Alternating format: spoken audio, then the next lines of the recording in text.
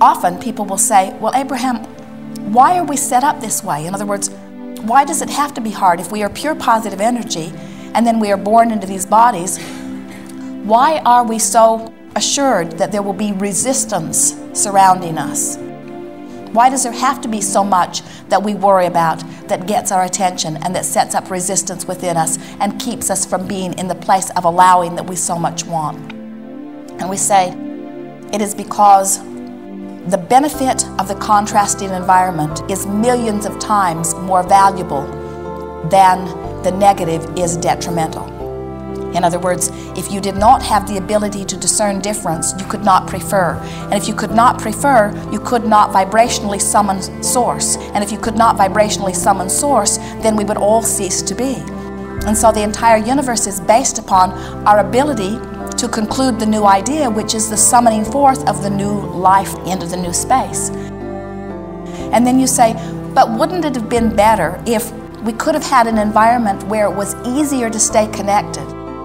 And we say, there is no environment that is easier to be connected than an environment in which you are free to choose thought.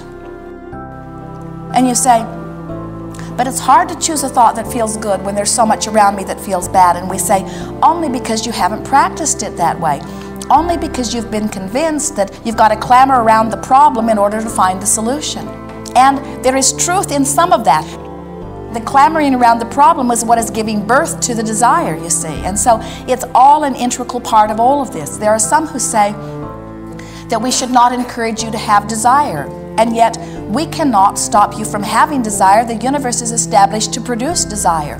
There are some who say it is inappropriate to have desire. And we say those are only those who have not figured out how to find vibrational alignment with the desire. So the desire is always painful.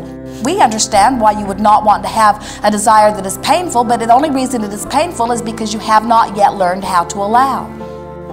So then you say, well, how do we allow? And we say, you find a thought that feels good and practice it until it becomes your proclivity. And you say, oh, that's far too simple. There's got to be something bigger than that. There's got to be something a lot more than just feeling good. And we say, there is nothing more important than that you feel good. Because when you feel good, you've got control of your vibration. And when you've got control of your vibration, you are the deliberate creator of your experience. So when you say, why do we have to allow? We say, it is because you were born into an environment where there are choices. You were born into an environment where there is variety. In other words, if you lived in a household where everybody thought exactly the same way, and nobody had any contention about anything, everybody wanted everything exactly the same. You were all born to love pizza, and you were all born to love milk, and you were all born to love the color yellow, and you were all born to love hardwood floors instead of carpeted floors. And you were, in other words, if you were all born with these samenesses, you say, oh, we would get along so famously. We all sing the same songs and we do the same things, and we say you would not be stimulated to a new idea, and a continuing life force could not continue to be drawn within you, because we all need an active calling.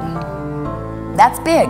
We all need an active calling. There has to be an activation of that summoning of energy. And as long as there is an activation of that summoning of energy, then life continues, and it is our promise to you that life will always continue. And so you say, well, this activation of this energy is a good thing, but my resistance to it is not a good thing. Why do I have to learn allowing? And we say, you would not have to learn allowing if you had not learned disallowing. And you say, that's my point exactly.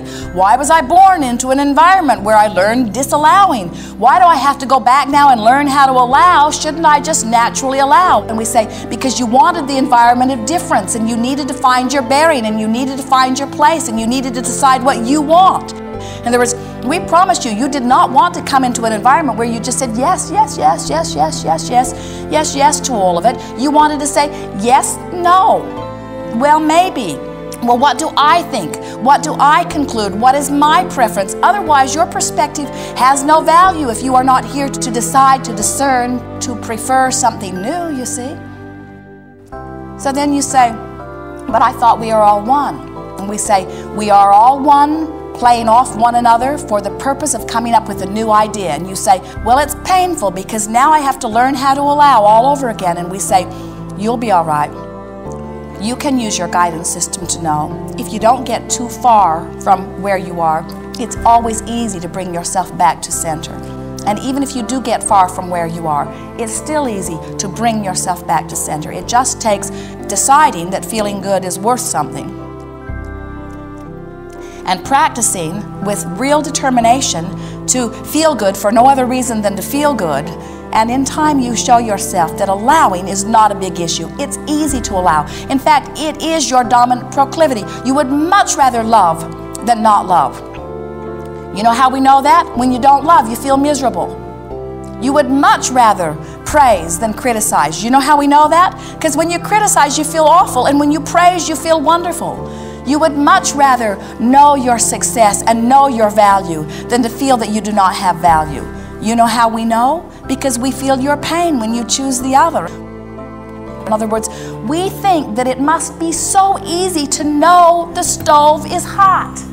In other words, that does not feel good. It does not feel good to put your hand on a hot stove. And we do not understand sometimes why it is so hard to take your hand off the stove. And you say, my mother had her hand on the stove, her mother had her hand on the stove. Our family puts its hand on the stove. It's just what we all do. The day I was born, they put my hand on the stove. And we say, but now you get to decide how you like it. And you say, but it's hard. Do I dare take my hand from the stove? And we say, risk it and try it. And you say, it is sweet relief when I take my hand from the stove. But look, my mother still has her hand on the stove, and my government still has its hand on the stove. They've all got their hand on the stove.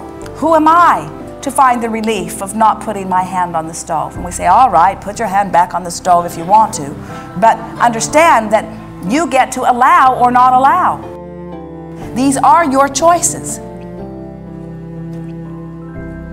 We're wanting you to understand that it's not hard to allow. In fact, the hardest thing of all is to learn patterns of not allowing who you are. It's a lot harder to be confused than to be clear-minded. It's a lot harder to be sick than it is well. It's a lot harder to not have enough money than to have enough money. It's a lot harder to be negative than to be positive. It's a lot harder to be pessimistic than to be optimistic. The hard thing is not allowing. It's easy to allow. You just have to give yourself permission to do it and practice it a little bit. You are on your own in this, and you like it that way.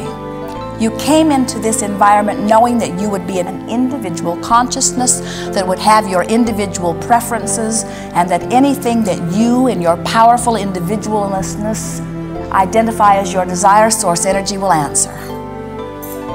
It is our expectation that you will prove to yourself that you have the ability to let it in. It is so much easier than you think. There's just one thing that you have to remember. It is good to feel good. It is good to feel good. Clarity is your natural state of being. Healthy is your natural state of being. Eager is your natural state of being. Loving is your natural state of being. It is natural for you to have desire, and it is natural for you to anticipate happy outcomes. And it is natural for you to love, and it is natural for you to sing, and it is natural for you to play. It is natural for you to skip. It is natural for you to be joyful. It is natural for you to know well-being. It is natural for you to expand. It is natural for you to question. It is natural for you to find interest. It is natural for you to want more. And it is natural for you to feel good. And anything else is resisting the natural state of who you are. There is great love here for you. We are complete.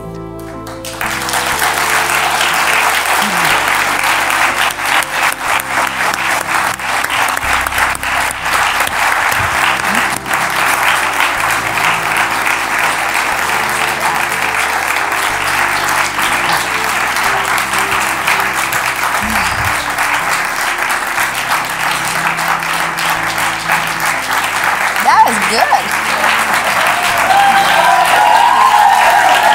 Yeah. Yeah. We had a good one.